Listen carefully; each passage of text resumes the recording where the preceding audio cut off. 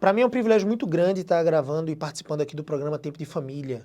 Falar sobre casamento tem sido o meu ministério, e não apenas sobre casamento, sobretudo falar sobre o cristianismo e uma vida piedosa no casamento. É possível viver um casamento abundante, Gabriel? É, desde que você viva para Cristo.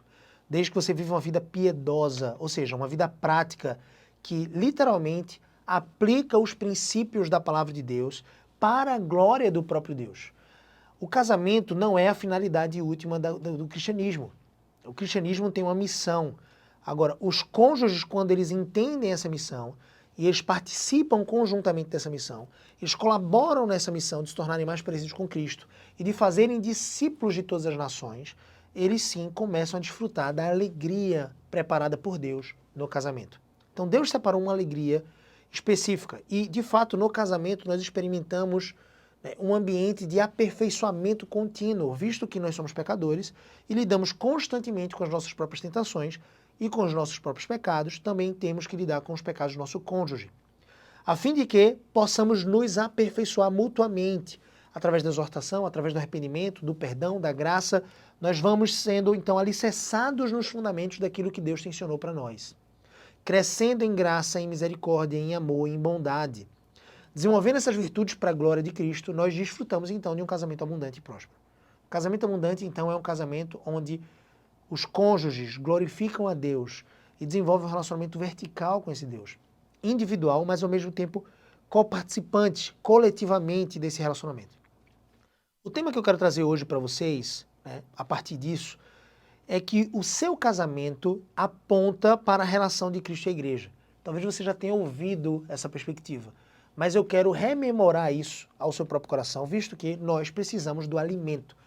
As informações bíblicas não são meramente informações soltas, que nós precisamos tão somente passar uma vez na nossa vida. Não é como você estudar a fórmula de Bhaskara em matemática, ou estudar a lei da gravidade ou a velocidade da gravidade em física. Não.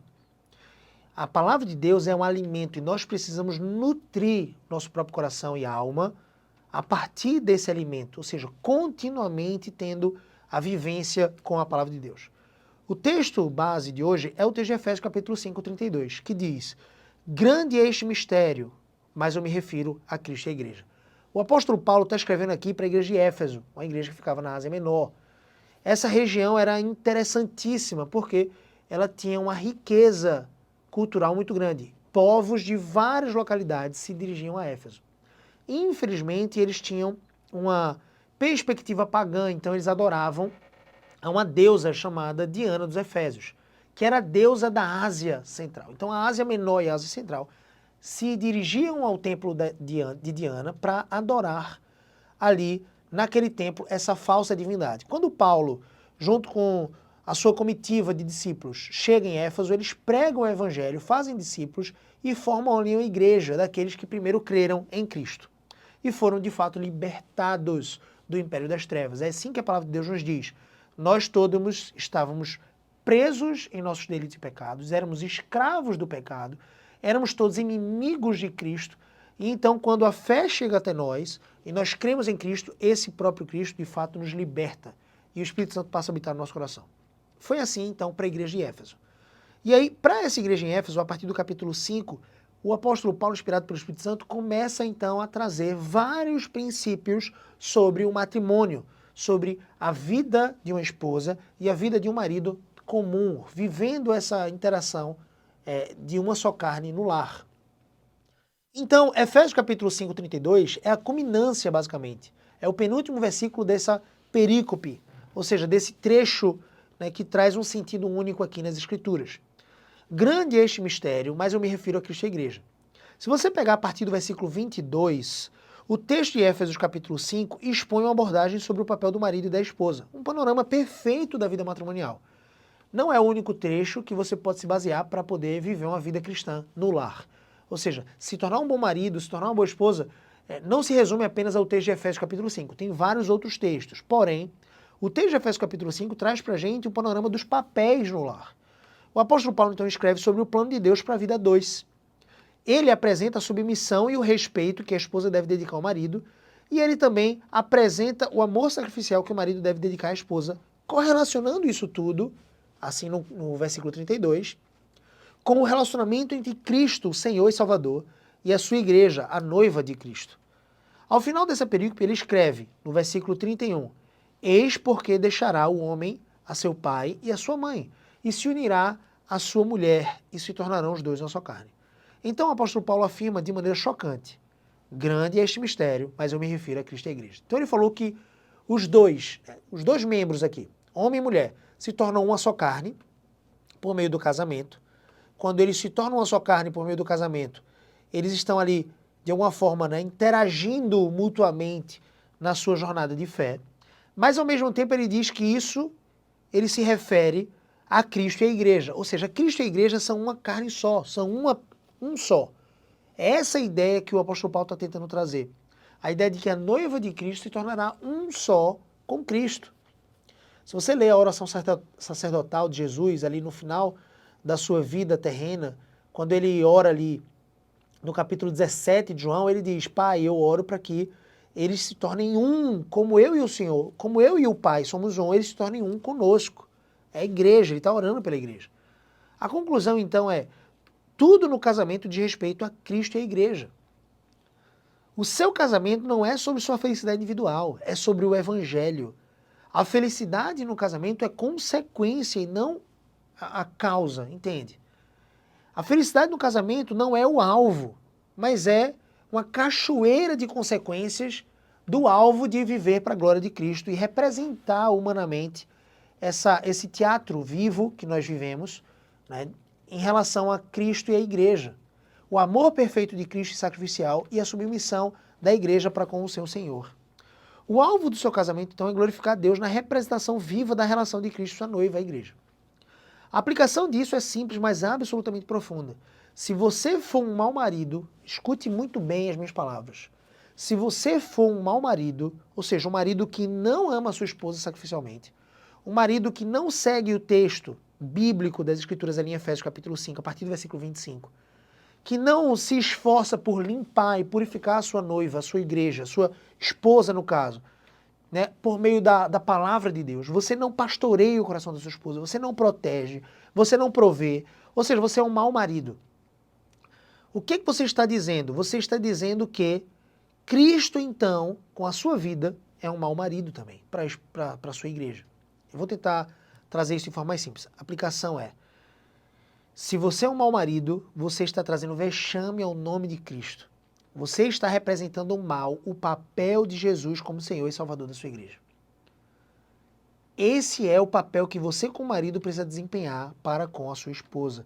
Os seus filhos vão ver o seu testemunho sendo um mau marido e eles vão observar a incoerência do seu comportamento com o comportamento que Cristo designou na sua palavra. Eles vão observar isso e vão dizer, meu pai basicamente está dizendo, Cristo não é um marido suficiente para a esposa, para a noiva dele, a igreja.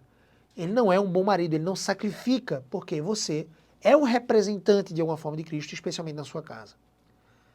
Em última análise, você está dizendo que Cristo não ama a igreja sacrificialmente. O chamado aos maridos é Efésios 5, 25 até mais ou menos o versículo 29. Mas eu vou resumir aqui em versículo 25, 26 e 27.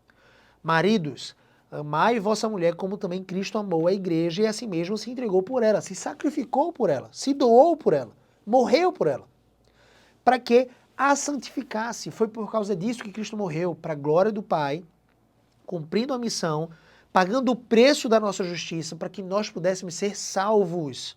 Nós quem? A igreja, a noiva dele. Então ele fez isso para nos santificar. Era o único momento, é o único movimento na eternidade que Jesus poderia fazer para nos justificar diante do Pai, já que éramos injustos, e no tribunal de um reto juiz, o que é injusto, aquele que é pecador, ele vai pagar o preço do seu pecado. A palavra de Deus diz em Provérbios que Deus é um reto juiz e ele odeia o juiz que inocenta o culpado. Então nós temos um problema aqui. Qual o problema? Eu e você, nós somos culpados, nós somos pecadores. Então como é que Deus, sendo reto juiz, iria inocentar a nossa culpa?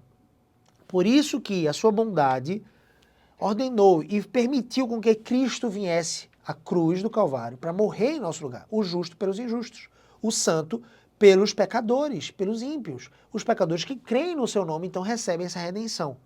Se você está me acompanhando, entenda. O chamado, então, de Cristo é para que eu e você também santifiquemos a nossa esposa. Não por nós mesmos, não pela nossa própria justiça, mas pela justiça de Cristo. Então, maridos, amai vossa mulher como Cristo amou a igreja. Esse é o chamado. Perceba que nas Escrituras Sagradas não tem nenhum movimento, nenhum único versículo que diga ame os seus filhos como Cristo amou a igreja. Ame os seus pais como Cristo amou a igreja. Quanto aos seus pais, Deus diz, honre teu pai e sua mãe. Isso é a demonstração de amor de um filho para com o pai, honra. Quanto aos seus filhos, Deus diz, discipline-os, crie-os na demonstração do Senhor. Traga sobre eles a disciplina para que eles aprendam e temam a Deus. Essa é a manifestação do amor do pai para com os filhos, sobretudo, biblicamente falando. Mas para com a esposa, Deus diz, ame a vossa esposa como Cristo amou a igreja. É claro que ele chamou a gente a amar os próximos, amar até mesmo os inimigos, mas quem seria o nosso próximo mais próximo se não fosse a nossa noiva, a nossa esposa? Então, o nosso próximo mais próximo está ao nosso lado e se tornou a sua carne conosco. Por isso, nós precisamos amar como Cristo amou a igreja. E fez isso para quê? Para santificar a igreja. Então, o marido bíblico, ele santifica a sua esposa pelo lavar regenerador da palavra. Olha o que ele diz, tendo-a purificado por meio da lavagem de água pela palavra. Então, a pureza da noiva, a igreja, se dá pela palavra de Deus, pela palavra de Cristo. Assim o marido deve fazer também com a esposa. Ele deve purificar a esposa pela palavra. Então, esse marido que ama a esposa sacrificial, ele instrui a esposa na palavra. Isso não significa que a esposa não possa ter uma instrução individual, própria. Ela deve buscar a Deus, estudar as escrituras, é assim que a Andressa faz. Mas eu como marido, e ela me chama sempre assim, né, o meu pastor, e de fato eu sou o primeiro pastor da minha esposa, se bem que nós temos um pastor na igreja, né? Ele é responsável por nós como seu rebanho, rebanho de Cristo. Ele é responsável e ele responde diante de Deus. Porém, o primeiro pastor da minha esposa sou eu, o marido. O primeiro pastor da sua esposa é você, que deve santificar a sua esposa pela palavra, purificar a sua esposa pela palavra. E óbvio, isso está associado a que você também purifique o seu próprio coração e santifique o seu próprio coração pela palavra. Então ele diz, para apresentar a si mesmo igreja gloriosa. Então imagina o marido amando a esposa, santificando a esposa, purificando a esposa, provendo para a esposa os recursos espirituais, físicos, emocionais. E ele apresenta essa esposa a ele mesmo como gloriosa, sem mácula, nem ruga, nem coisa semelhante, porém santa e sem defeito. Essa é a abordagem do texto de Efésios 5, 25 a 27. Cristo apresentou, ele fez tudo isso para apresentar a própria igreja a ele mesmo como gloriosa, sem mácula, nem ruga, nem coisa semelhante, porém santa e sem defeito. Então, em última análise, você como pastor da sua esposa, você vai apresentar a sua noiva, a sua esposa, santificada, purificada pela palavra, santa e sem defeito para com Deus. Porque ela e você são membros do corpo de Cristo. Vocês não são a igreja, vocês não são o corpo de Cristo, mas vocês são membros do corpo de Cristo. Algumas pessoas confundem isso. Gabriel, eu sou o corpo de Cristo. Não. Você é a habitação do Espírito Santo, mas corpo de Cristo, de acordo com o texto lá de 1 Coríntios, é a igreja. E nós somos membros do corpo de Cristo. Por isso que eu e você nós precisamos congregar. Por isso que eu e você nós precisamos fazer parte da igreja. Essa igreja visível e também, obviamente, da igreja invisível em Cristo. Aquela que será arrebatada. Então, esse é o texto. Agora, pense, o reflexo também se dá para com a esposa. Se você for uma má esposa, reflita nas minhas palavras, uma esposa que não é submissa, uma esposa que não respeita o seu marido, que não honra o seu marido, você estará trazendo vexame ao nome de Cristo. Você estará representando mal o papel da igreja na relação com Jesus. Aquela que deve ser submissa ao seu Senhor e Mestre. Você estará basicamente afirmando com a sua vida que a igreja não é submissa a Cristo. Os seus filhos vão testemunhar sobre isso. Eles vão olhar para você como esposa insubmissa e eles vão dizer, mamãe está apontando e representando mal o papel da noiva de Cristo, da igreja para com o seu mestre. Você já imaginou? É claro que nós somos pecadores, gente. Por favor, nós somos pecadores. Mas você já imaginou um dos discípulos de Jesus diante de alguma ordem ali? Imagina, nos 3 anos de ministério de Cristo. Então Jesus dá uma ordem e diz assim, sentem, separem aquelas pessoas ali, imagina na multiplicação dos pães e peixes. Separem essas pessoas em grupos de 50. Você já imaginou os discípulos rebeldes? Não, Jesus, eu acho que tem que ser de 30 em 30, tem que ser de 60 em 60, de 100 em 100 é melhor. Você não consegue imaginar isso, por quê? De alguma forma, os discípulos, embora imperfeitos, embora falhos, eles seguiam as orientações do mestre. Agora, claro, eles não eram perfeitos em tudo, né? À toa que houve a negação de Pedro, ou ainda o filho da perdição que se desviou e, de alguma forma, traiu Jesus. E, de alguma forma, pagou o preço disso, que eu estou me referindo a Judas Iscariotes. Mas pense, você como esposa, você é submissa a Cristo. Algumas pessoas falam assim, Gabriel, eu já vi alguns pastores ministrando assim sobre submissão na igreja. Parece que eles estão com medo das irmãs. Me permitam. Nós precisamos ter ousadia na palavra.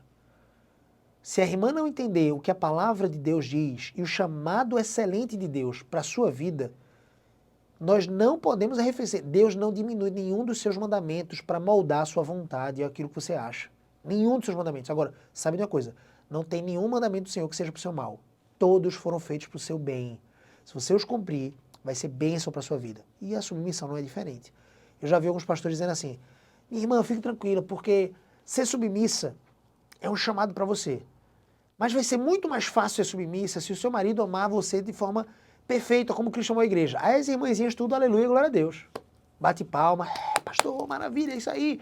Catuca o marido assim do lado. Minha irmã, o chamado de Deus para a sua submissão independe do seu marido. Assim como eu vou afirmar. Irmão, o seu chamado de amar a sua esposa como Cristo amou a igreja independe da submissão da sua esposa. Independe do papel dela. É um chamado vertical, é o seu relacionamento com Deus aplicado ao seu casamento. Ser submissa ao seu marido independe dele ser crente ou não. Agora, claro, você primeiro deve ser submissa a Cristo. Se o marido proíbe você de ir para a igreja, você vai conversar com ele. Ó, preciso obedecer a Cristo. Ele proibiu você de pregar o evangelho, pediu para você mentir, você não vai fazer isso, porque primeiro você é submissa a Cristo. Mas em outros termos, ele pode pedir algumas outras coisas e você dizer, não vou fazer, e você deveria, porque a submissão está encostada nisso.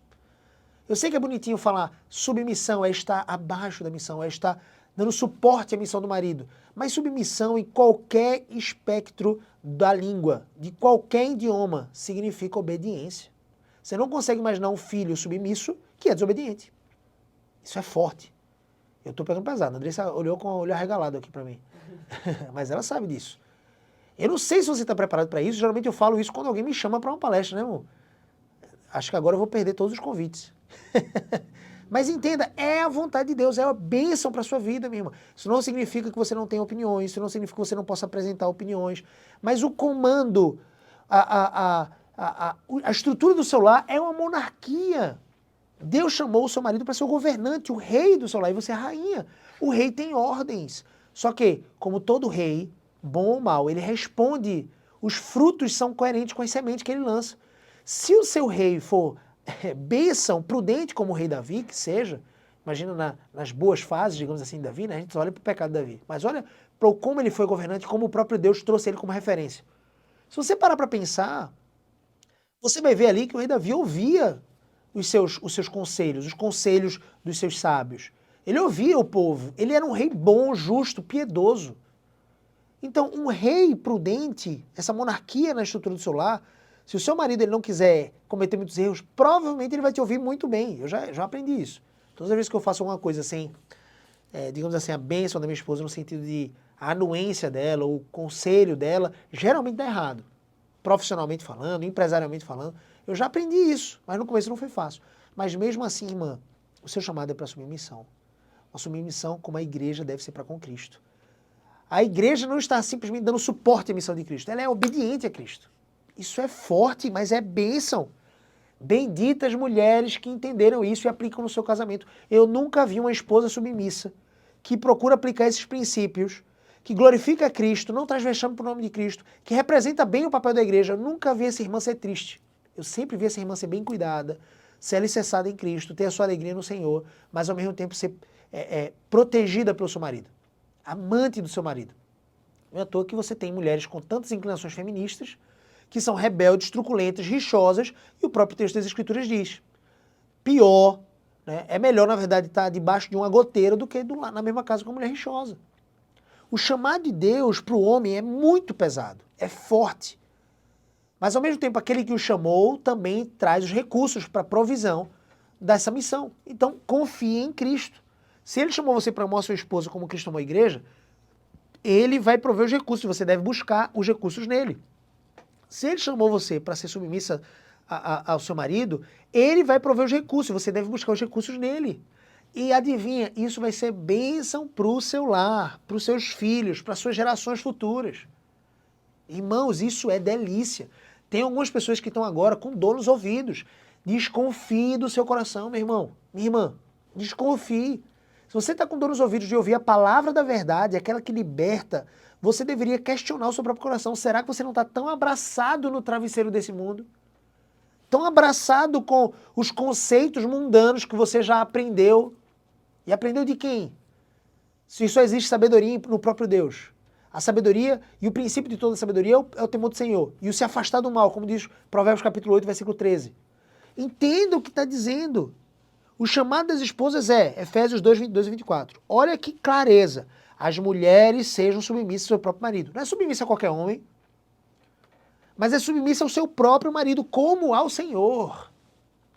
Você já imaginou a igreja desobedecendo a Cristo? Então não é só apoiar a missão, é estar, de alguma forma, em obediência. Só que essa obediência está submissa, sobretudo, primariamente a Deus. Se o meu marido me pede alguma coisa que está contrária à vontade de Deus, eu não devo fazer, porque eu estou submissa primeiro a Deus. Mais importa agradar a Deus do que os homens. As mulheres sejam em tudo submissas, Efésios 5, 22. Ao seu próprio marido como ao Senhor. Porque o marido é o cabeça da mulher, como também Cristo é o cabeça da igreja. Jesus podia ter escolhido qualquer palavra, não é, irmão? Minha irmãzinha, pense comigo, ele podia ter escolhido outras palavras. Ele podia ter pulado essa parte, não podia não? Ele podia ter sido menos claro. Ele podia ter dito assim, não, mulher seja submissa ao seu próprio marido, apoie a missão dele. Quando tiver que questionar, questione, mas assim, ele não é o cabeça não, mas ele diz, e a palavra da verdade é essa, a Bíblia é suficiente para a sua família, para o seu casamento, para a sua geração futura. Seus netos vão agradecer por você ser submissa ao seu marido. Seus netos que nem nasceram vão agradecer por você amar a sua esposa como Cristo amou a igreja. E ele diz, porque o marido é o cabeça da mulher, como também Cristo é o cabeça da igreja, sendo este mesmo o salvador do corpo. O marido, então, é chamado como o salvador da esposa, embora ele mesmo não seja, e aponte para Cristo, toda a glória de Cristo. Versículo 24 diz, como, porém, a igreja está sujeita a Cristo, e ela confia em Cristo, e ela abraça Cristo, assim também as mulheres sejam em tudo submissas. Em tudo. Podia ser em quase tudo, né, gente? Podia ser em muitas coisas, amor. Mas é em tudo submissas ao seu marido. Eu já vi pastor dizendo, eu vou repetir aqui, irmãzinha, é muito fácil ser submissa quando seu marido começa a amar você como Cristo amou a igreja. Aí as irmãs aplaudem, aleluia, glória a Deus. Mas, minha irmã, a sua submissão independe do seu marido estar fazendo o papel dele. É claro que vai facilitar. Mas, meu irmão, o seu amor sacrificial independe da submissão da sua esposa, se ela é perfeita ou não. E eu quero te dizer uma coisa. Todos os mandamentos foram postos para o nosso bem. E eu digo mais em relação a isso. Quando você entender esse chamado, você vai começar a viver delícias e bênçãos sem medida na sua família. Entenda. O próprio Cristo te ama de forma perfeita, minha irmã. E será que é fácil ser submissa a Ele? Eu poderia dizer isso, não podia, amor? Porque eu, como marido, sou chamado como noiva de Cristo para ser submissa a Cristo. E eu sei das dificuldades de eu mesmo ser submisso a Cristo em todas as coisas. Tem coisas que você parece que quer dizer assim, Jesus, aqui não. Nessa área não mexe não. Não fala sobre esse aspecto não, porque sobre esse aspecto aqui eu estou muito abraçado com os conceitos do mundo. E eu não quero ceder, eu não quero deixar. E Jesus diz, seja submisso. Gabriel, seja submisso à minha palavra. Olhe para o que eu estou dizendo. Eu estou falando aqui sobre submissão, tem irmã que deve estar dizendo assim, desliga o rádio aí, moço. Aí o marido, não, continua, deixa o rádio ligado. Deixa o rádio ligado, escuta. Fala, profeta, fala a Deus, né? Então, irmã, será que é fácil ser submissa a Cristo? Sua natureza é pecaminosa, assim como a minha. E Ele nos amou de forma perfeita. Então, quando um pastor diz assim, é fácil você ser submissa a um marido que ama você como Cristo. Não é fácil não, moço, porque com Cristo a gente desobedece, com Cristo a gente peca, com Cristo a gente se rebela, infelizmente.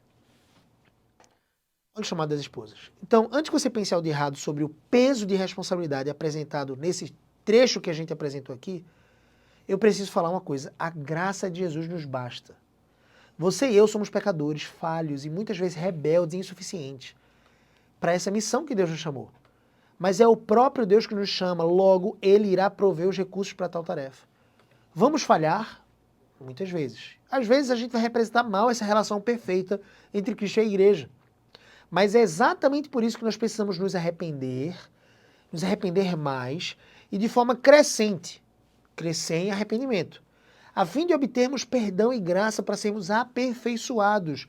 Só poderemos então crescer e melhorar na imitação de Jesus se estivermos conscientes das nossas fraquezas e conscientes do poder e da graça de Deus sobre nós. Pense nessa cena clássica, meu irmão, minha irmã. Imagine um pai andando pelo campo, como numa fazenda. Você consegue imaginar essa cena? Um homem de botas, talvez chapéu, homem forte, robusto. As suas pegadas estão na terra. Seu pé é grande e deixa sua marca no chão. Ele está indo em direção ao trabalho, mas logo atrás dele vai o filho pequeno, uma criança, tentando imitar seu pai. Com a botinha, com o chapéuzinho, com a calça jeans. Essa criança, ela tenta saltar pegada após pegada. Ela tenta ir no passo, na mesma direção que o pai, e tentando esticar as suas pernas ao máximo, tentando saltar para ir de pegada em pegada. Tentando colocar seus pés nas marcas do pai. Você é um espectador distante nessa cena. Então a sua conclusão óbvia é, esse garoto está tentando imitar o seu pai. Ainda que trôpego, ainda que insuficiente, ainda que falho, ele está na direção certa. Ele está se esforçando por seguir as pisaduras do seu pai. A cena revela o que nós devemos fazer, buscar a imitação de Cristo e seguir com esforço e pela graça o seu plano perfeito. Para que alguém que observe a nossa vida, mesmo de longe, possa perceber que imitamos o Pai, que imitamos aquilo que Jesus nos chamou a fazer. Só teremos casamentos abundantes e felizes se buscarmos uma vida piedosa no Evangelho. O casamento feliz nessa vida não é uma impossibilidade, mas ao mesmo tempo também não é a finalidade do cristianismo. Alguns confundem isso. Essa relação conjugal feliz é uma consequência da vida cristã piedosa, uma vida cristã prática. Não é aquele irmão que faz jejum, que sobe para um monte e em casa é um demônio, não. É o irmão que pode fazer jejum, pode ir para um monte, ele ora, ele busca Deus, ele lê a palavra, mas ele aplica, ele é manso, ele é cordial, ele é amoroso, ele é gentil, ele é cuidadoso com a sua família. Ou seja, ele vive uma vida cristã piedosa, prática na sua vida. O resumo do que precisamos fazer no casamento é apresentado no texto abaixo.